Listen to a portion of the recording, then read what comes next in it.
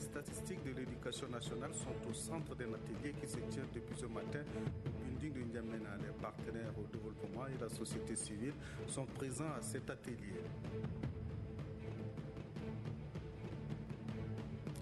Le tout nouveau maire de la ville de N'Djamena et son équipe ont été installés hier soir. Ce matin, l'équipe de Djimé Ibed a pris fonction à la mairie de N'Djamena en présence de plusieurs agents de la municipalité de N'Djamena. Une équipe du PNSA, Programme national de sécurité alimentaire, s'est rendue à Iriba pour constater les travaux d'épandage et réceptionner des puits pastoraux. De précision dans ce journal. Madame, Monsieur, bonsoir et bienvenue dans cette édition. Le président de la République, Idriss Déby Itno, et la première dame, Hinda Déby Itno, ont regagné N'Djamena ce midi en provenance d'Addis Abeba. Le couple présidentiel a été accueilli à sa descente d'avion par le Premier ministre Emmanuel Nadingar, quelques membres du gouvernement et ceux du cabinet présidentiel. Rappelons que le chef de l'État a participé au 19e sommet des chefs d'État et de gouvernement de l'Union africaine qui s'est achevé avec l'élection du nouveau président de la Commission de l'Union africaine. Il s'agit de la Sud-Africaine, Madame Nkosazana Dlamini Zuma, et de notre compatriote, Madame Fatime Assilara, au poste de commissaire au commerce et à l'industrie de l'Union africaine. Le ministre des Finances et du Budget, Christian Georges Ndiguibaye, a fait un point de presse cet après-midi. Ce point de presse est relatif au prix décerné au Tchad par le jury international de la revue financière Europe Middle East Africa.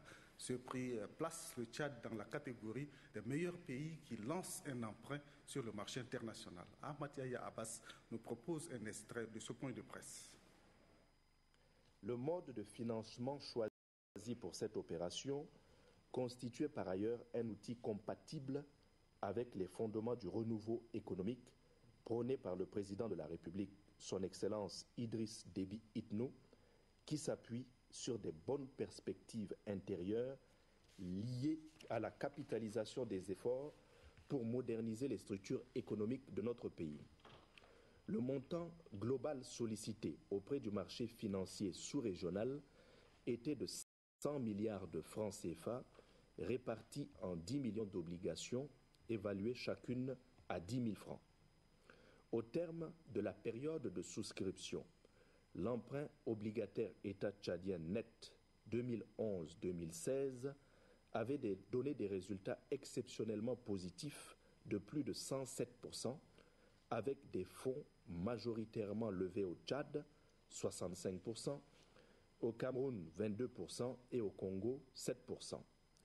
Cette levée d'épargne publique a été réalisée auprès d'investisseurs constitués de personnes physiques 2% et de personnes morales, banques, compagnies d'assurance, organisations de prévoyance sociale, etc. pour 98%. Mesdames et messieurs, le bilan effectué à ce jour montre que l'emprunt de l'État tchadien 2011-2016 a connu un franc succès sur le marché financier. Cette prouesse est remarquable dans cette nouvelle conjoncture et témoigne de l'adhésion populaire à cette opération. Cet endettement, qui n'a aucune conséquence réelle sur notre profil d'endettement, n'aura pas non plus d'impact sur le volume de notre dette extérieure. Si cet emprunt a été largement souscrit, c'est tout d'abord en raison de la confiance et la crédibilité dont jouit notre pays auprès des investisseurs, tant publics que privés. Pour un coup d'essai, je pense que l'on peut affirmer dans une certaine mesure que cette opération a été un coup de maître, en ce sens qu'elle a permis de classer le Tchad dans la catégorie des acteurs du marché de la CEMAC disposant d'une bonne qualité de signature. C'est justement en raison de cette performance sur les marchés et du bouclage en un temps record de cette opération que le jury international de la revue financière Europe Middle East Africa, EMEA, a décerné à la République du Tchad le meilleur prix dans la catégorie des pays qui lancent pour la première fois un emprunt sur les marchés financiers. Un atelier de validation des données statistiques de l'éducation nationale a été ouvert ce matin au building de Moussal. Cet atelier qui réunit les responsables en charge de l'éducation nationale, les partenaires de développement et les représentants de la société civile va durer 2 jours. Les détails avec Amatia Abbas.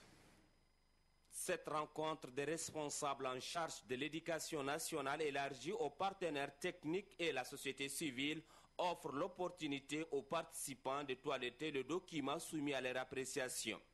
Ces documents qui portent sur les données statistiques du secteur de l'éducation nationale pour l'année scolaire 2010-2011 constituent un outil indispensable pour la gestion administrative des établissements. C'est pourquoi les autorités du pays et les partenaires techniques et financiers œuvrent inlassablement, main dans la main, pour que l'enseignement dispensé soit de qualité, afin de permettre au pays d'atteindre les objectifs de l'éducation pour tous et ceux du millénaire pour le développement. C'est pour assurer une gestion efficace et un bon pilotage du système éducatif que le gouvernement, grâce à l'appui financier de la Banque mondiale, a jugé nécessaire de disposer de données statistiques fiables. Une journée scientifique d'information sur la sécurité alimentaire et la nutrition au Tchad a été organisée ce matin à l'université de N'Djamena à l'intention des scientifiques, des opérateurs économiques et des décideurs. L'objectif recherché à travers cette journée d'information est la prévention des problèmes d'insécurité alimentaire et la malnutrition. Les détails avec Adef Ahmad Ben Rama. L'insécurité alimentaire et la malnutrition. La question a été passée au crible à cette journée scientifique. Il s'agit à travers cette rencontre d'éclairer les scientifiques, les opérateurs économiques et les décideurs sur les fléaux afin d'y faire face. Selon le chercheur Dr Béchir Mohamed, cette année le Tchad, à l'exemple des autres pays sahéliens, est confronté à cette situation, d'où l'impérieuse nécessité d'une synergie d'action. Le gouvernement s'est mobilisé à travers ces différents départements pour œuvrer à l'éradication de cette insécurité alimentaire. Nous constatons la mécanisation et la modernisation du secteur agricole et la multiplication des forums scientifiques sur la santé, sur l'agriculture. Nous sentons à quel point le gouvernement se sent concerné par ce fléau presque structurel. De l'avis du ministre de l'Enseignement supérieur, les solutions urgentes et probables pour faire face à l'insécurité alimentaire et à la malnutrition au Sahel sont la valorisation des eaux souterraines, des wadis fertiles et la promotion de l'élevage. Le ministre de l'Enseignement supérieur, Ahmed Dida Mahamat, et son collègue de l'enseignement secondaire, Omar Ben Moussa, ont visité ce matin le centre de correction du baccalauréat logé au lycée de la Paix. Ils sont allés constater l'évolution des travaux de finalisation de la correction du bac. Un reportage de Anastasie Bissi. Au troisième jour de la phase des relevés des notes du baccalauréat de l'enseignement du second degré, le ministre de l'Enseignement supérieur, Dr Ahmed Dida Mahamat, et celui du secondaire Omar Ben Moussa se sont rendus au centre de correction du lycée de la Paix. Les deux ministres sont allés s'imprégner des réalités dans l'avancement des travaux. Sur le terrain, ils constatent que les travaux se déroulent sans aucun incident. Les correcteurs regroupés par matière font le travail à la chaîne. Nous voulons vraiment nous assurer que le travail se fait dans les normes et aussi encourager l'équipe qui travaille pour leur montrer que nous sommes à côté d'eux pour le reste du travail. Nous voulons aussi nous assurer que le chronogramme sera respecté pour l'affichage des résultats. Nous constatons d'abord que vraiment le travail est bien organisé, que les équipes se travaillent dans une bonne ambiance, un rythme de travail qui est correct. Les correcteurs ont la lourde responsabilité de relever en 6 jours les notes de 69 800 copies des candidats. L'étape suivante, qui est la saisie, débutera à partir de demain. Le tout premier maire de la ville de N'Djamena élu, Jimé Ibet, et son équipe ont été officiellement installés hier dans la salle de conférence du ministère des Affaires étrangères. Les nouveaux responsables de la mairie de N'Djamena ont pris fonction ce matin dans leur lieu de service. Le reportage sur l'installation et la prise de fonction est signé Mohamed Alassana Idriss. Le nouveau maire de la ville d'Ndiamena, Djimé Ibet, a été officiellement installé dans ses fonctions par le gouverneur de la ville d'Ndiamena, Hassan Saline. Des membres du gouvernement, le corps diplomatique et bien d'autres personnalités ont rehaussé de leur présence l'événement. Djimé Ibet succède ainsi à Issa Adjidé qui a assuré l'intérim du maire durant 1 an. Dans la nouvelle équipe, l'on note une parité dans sa composition. Il y a 2 hommes, respectivement au poste du maire et du deuxième maire adjoint. Les 2 femmes sont premier maire et troisième maire adjoint. Après l'installation officielle de l'équipe élue, il a été procédé à la passation des services entre le maire sortant et entrant. L'occasion est tout indiquée pour l'ancien maire Issa Adjidé de remercier ses collaborateurs qui l'ont soutenu durant sa mission, tout en les invitant à maintenir le même élan. Mettez-vous donc au travail, aidez les autorités élues à changer encore plus cette ville pour qu'effectivement qu'elle devienne la vitrine de l'Afrique. Le nouveau maire, de son côté, entend poursuivre l'œuvre entreprise et être à l'écoute de tous. Monsieur Issa Adjidé, vous avez eu la chance d'administrer cette ville de N'Djamena pendant à peine 1 an. Je vous rassure que votre travail qui a été fait sera dans la continuité. Quant à mes collègues avec qui nous allons prendre le bateau à partir d'aujourd'hui, soyez-vous rassurés que tout au moins un défaut, mais je suis une personne à l'écoute de tout le monde. C'est pour la première fois dans l'histoire de la ville d'Ndiamena qu'un maire et son staff soient élus démocratiquement. Des braqueurs spécialisés dans le vol des motos ont été présentés hier matin à la presse. C'est une bande de 8 personnes qui opèrent au quartier d'Iguel dans le 8e arrondissement. Ces présumés malfrats ont été appréhendés grâce à la vigilance des gendarmes et des agents du service des renseignements. Pour tromper la vigilance des propriétaires des engins volés, ces braqueurs ont adopté une stratégie. Ils falsifient les plaques d'immatriculation et changent les pièces des engins. Selon le maire de la commune du 8e arrondissement, Fatime Mohamed Sitiri, ces personnes prises en flagrant délit seront déférées au parquet pour répondre de leurs actes. Plus de 450 motos saisies par la BCR, Brigade de circulation routière, ont été remises à la douane pour la mise à jour des pièces douanières. La cérémonie de remise de ces motos s'est déroulée ce matin dans les locaux de la BCR au quartier d'Iguel. Chose vue avec Ali Ibrahim Suleiman. Ces engins à 2 roues n'ont pas échappé à la vigilance de la police nationale. Selon le responsable de la sécurité publique, les propriétaires de ces motos ne respectent ni les règles et la loi du pays. C'est pourquoi ils tombent toujours dans les mailles défilées de la police nationale. Et on a pu déposer ici au garage de brigade de circulation routière à peu près 3400 quelques engins. Il y en a qui circulent avec faux immatriculation, il y en a qui circulent sans plaque, il y en a qui remorquent 3 personnes sur la moto. Ils savent très bien c'est interdit et dès qu'ils voient les policiers, ils essayent de fuir à gauche, à droite et ça risque de causer des accidents. La douane qui reçoit ces engins accorde un court délai ne dépassant pas 2 semaines. Il suffira aux propriétaires des engins d'honorer leur engagement. Passé ce délai, la douane saisira le procureur de la République et d'autres procédures seront engagées. Ils se débrouillent déjà avec les moyens qui sont souvent rudimentaires à acquérir des engins. La moindre des choses, c'est de faire toutes les formalités afférentes à ces engins-là pour qu'ils puissent en jouir pleinement. Parce que vous savez, pour nous, lorsque un citoyen ou bien n'importe quelle personne circulant sur le territoire national utilise un engin non immatriculé, ça veut dire que cet engin est sans nationalité. Le commandant de brigade de la circulation routière, Bahradine Hissène, lance un appel aux usagers de la route d'être à jour et munis de leurs pièces. Pour la 2e fois depuis 1999, le Haut Commissariat national des déminages déploie des équipes de reconnaissance technique sur le terrain. Ce matin, une équipe de 22 éléments, équipe qui va se scinder en 2 groupes, va sillonner les régions du Ouaddaï, du Salama, du Sila et du Wadi Fira.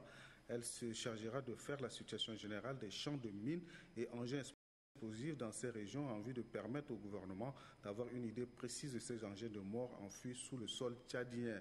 Cette équipe de reconnaissance technique de déminage est partie pour une recherche qui durera 4 mois. 2 superviseurs internationaux de Magmine Visori Group font partie de l'équipe pour l'encadrement technique. Le projet PIS, financé par les États-Unis d'Amérique, tire à sa fin hier. L'équipe du dit projet a présenté le bilan des réalisations. La cérémonie de présentation du dit bilan a eu lieu au Novotel tchadien. Plus de précisions avec Adef Ahmad Ben Rama. Arrivé au terme de sa mission, les projets PIS, financés par Contrepart International, une ONG américaine, dresse le bilan. Démarrer ses activités en juillet 2010, PIS intervient dans le domaine des renforcements des capacités organisationnelles et institutionnelles en matière électorale et la cohabitation pacifique entre les différentes communautés. À la présentation des activités réalisées, il ressort que ces projets a apporté des appuis en renforcement des capacités sur les processus électoraux en faveur de plusieurs partenaires que sont la CENI, la société civile, les médias et bien d'autres. Des efforts remarquables ont été consentis dans le sens de la prévention et de la résolution des conflits. L'organisation des dialogues interreligieux, la conception des messages et des guides sur les modes du scrutin et bien d'autres documents allongent la liste des réalisations. Les différents partenaires ayant bénéficié de l'appui du projet PIS reconnaissent la précieuse contribution. Pour eux, l'appui a été d'une grande utilité. La mobilisation des électeurs, la prise de conscience, les climats apaisés lors des élections, les capacités des acteurs en sont les preuves, soutiennent ses partenaires. C'est aussi un sentiment de satisfaction qui anime l'ambassadeur des États-Unis d'Amérique au Tchad, Marc Boulouar. Il rend ainsi un hommage mérité à tous les staffs du projet. Selon l'ambassadeur, la concrétisation de ces projets est un gage de l'exemplarité des relations de coopération entre le Tchad et son pays. Des attestations sont remises à cette occasion aux membres de l'équipe du projet. C'est une marque de reconnaissance pour les efforts consentis durant les 2 ans. Une mission du PNSA, Programme national de sécurité alimentaire, a séjourné à Iriba dans le département de Kobe.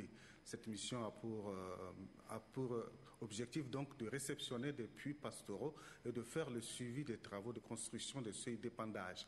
Un reportage de Gandatao, Amia. Aucun des 3 puits pastoraux destinés au village Droba, Taria et Bourbé, dont la réalisation est confiée à l'ONG nationale, Agence pour le développement économique du Tchad, sur le financement du Programme national de sécurité alimentaire, n'a été réceptionné. Ces puits sont certes construits, mais plusieurs manquements sont constatés par la mission de suivi et évaluation, ce qui a empêché leur réception officielle. Car la société Solidarité, maître d'ouvrage, n'a pas respecté toutes les clauses techniques contenues dans le cahier de charge. Pendant la vérification et le contrôle, il s'est avéré que on a pu constater plusieurs défaillances. La première défaillance, c'est que au niveau des puits, tous les 3 puits, on peut encore réaliser les abreuvoirs. On a constaté que la profondeur effectivement de l'eau n'est pas comme cela a été demandé au niveau de la prescription technique des DAO. En plus de cela, parce que pour une réception, il faudrait effectivement la présence de l'entreprise elle-même qui devrait, bien qu'elle est représentée effectivement par quelqu'un, mais cette représentation quand même ne justifie pas son absence. Effectivement, pour cette réception, il doit avoir également la présence du bureau de contrôle. Pour le responsable de suivi et évaluation du Programme national de sécurité alimentaire, la société est tenue de reprendre dans un bref délai tous les manquements relevés, à savoir la construction des abreuvoirs, la profondeur des puits, la relevation du niveau des margelles et l'hygiène autour de ces puits. Le gouverneur de la région du Mandoul et ses collaborateurs ont effectué une descente sur le chantier de construction des infrastructures relatives à la célébration de la journée de la liberté et de la démocratie. Ils ont encouragé les chefs de chantier à la rigueur dans l'exécution des travaux. Un reportage de Kanouba Théophile.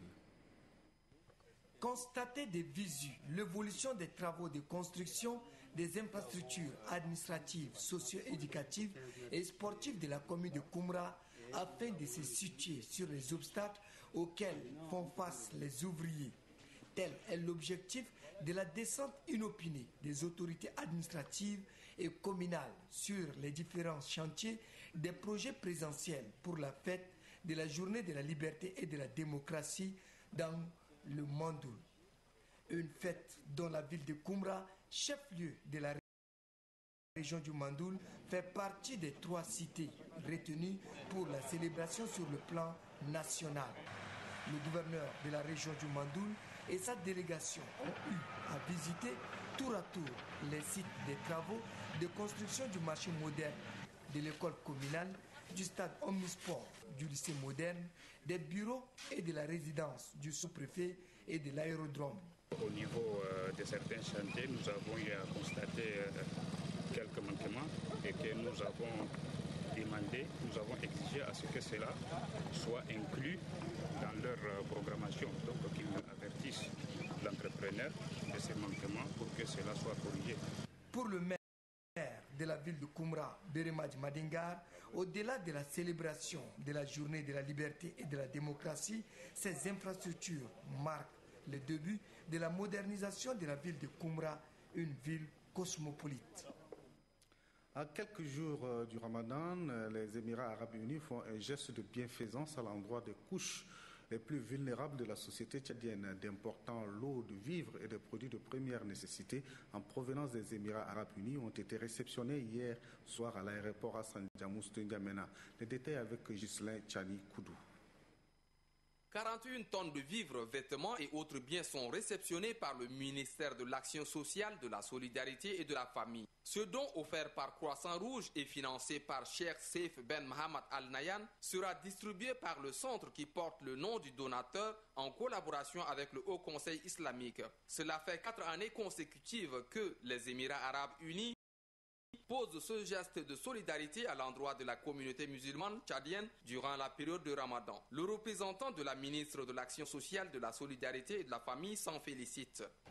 Ça ne fait que notre satisfaction. Donc, au nom du gouvernement de la République du Tchad, nous adressons nos sincères remerciements à tous nos amis des Émirats unis et à travers le Croissant Rouge des Émirats arabes. Quant au président du Haut Conseil islamique, il se réjouit de la solidarité du peuple frère des Émirats arabes unis à l'endroit du peuple tchadien. Le chef de la délégation ayant convoyé ce don a dit que son pays ne ménagera aucun effort pour aider les couches vulnérables.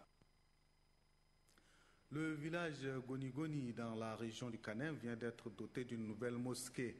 La construction de cette mosquée est l'œuvre d'un natif du dit village. Les détails avec Bachar Yaya Issa Hanga. Un homme qui a construit une mosquée sur cette terre a construit sa propre maison au paradis. Parole du prophète Mohammed, paix et bénédiction soient sur lui. Cette noble initiative d'un fils de la région du Kanem, natif du village Goni-Goni, a été appréciée par toute la population. C'est une mosquée qui a une superficie de 100 mètres carrés et peut contenir 400 fidèles musulmans, dont la valeur est estimée à 25 millions de nos francs. Pour le chef de canton de Tchona, cet édifice est venu au bon moment, car avec le Ramadan qui se pointe à l'horizon, les fidèles musulmans auront un bon cadre de prière et de lecture du Saint-Coran. L'imam qui a dirigé la prière, Tidjane Gade Idriss, et les fidèles présents à la cérémonie d'inauguration de cette mosquée ont imploré Dieu de combler de ses riches bénédictions le bienfaiteur, Mamad Saleh Issa. La paroisse Sainte-Joséphine Bakita d'Atron 1 organise une formation en musique religieuse à l'intention des jeunes vacanciers. Les travaux de cette formation ont été ouverts hier. Des précisions avec Mohamed Al-Hassana Idriss. Ce sont une cinquantaine de jeunes vacanciers qui suivent cette formation axée sur la musique chrétienne. Les techniques musicales aux normes conventionnelles seront dispensées aux apprenants. D'après les responsables de la paroisse Sainte-Joséphine Bakita d'Atron 1, cette initiative vise des objectifs majeurs. Il s'agit de professionnaliser ces jeunes dans le domaine de la musique et qui seront à l'avenir capables de former d'autres. Le second objectif consiste à occuper les jeunes pendant les vacances afin de les éviter des comportements déviants auxquels l'on assiste ces derniers temps. Le ministre de la Culture a situé l'importance de la formation. Les jeunes que vous êtes, sans le savoir, vous êtes en danger. Si vous ne menez pas une activité dynamique, positive, vous risquez de retomber dans les fléaux de notre société qui sont la drogue, l'alcoolisme, la prostitution. Au regard de l'importance que revêt cette formation, le ministre en appelle au sérieux et à l'assiduité des participants. Le bureau de soutien Baoba a mis en jeu une coupe dénommée Renaissance. La finale de ce tournoi a mis aux prises deux clubs phares du championnat de la sous-ligue de Hadjer Lamis. Il s'agit du club Asdout et Hadjer Assas. Asdout a remporté le trophée au tir au but. Une chronique sportive signée Innocent Kilayo. Durant les 90 minutes de temps réglementaire, les deux clubs, à savoir Hadjer Assas et Asdout, se sont neutralisés. L'arbitre du match soumet directement les deux formations aux épreuves de tir au but. Les footballeurs du club Asdout ont réussi à transformer 3 tirs, tandis que leurs adversaires de Hadjer Assas ont été maladroits.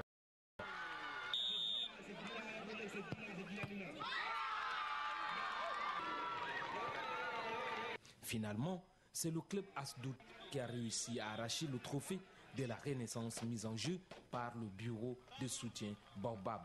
Je suis très content de voir la jeunesse de Karal se débrouiller ainsi.